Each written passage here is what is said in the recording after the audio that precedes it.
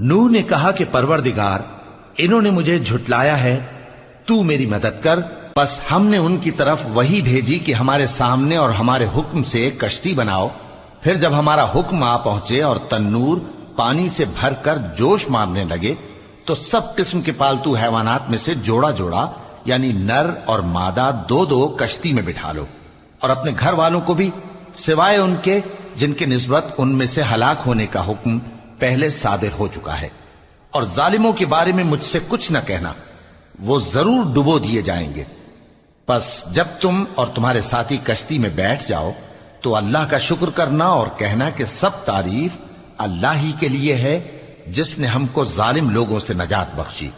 اور یہ بھی دعا کرنا کہ اے پروردگار، ہم کو مبارک جگہ اتاریو اور تو سب سے بہتر اتارنے والا ہے۔ بے شک اس قصے میں نشانیاں ہیں اور ہمیں تو آزمائش کرنا تھی۔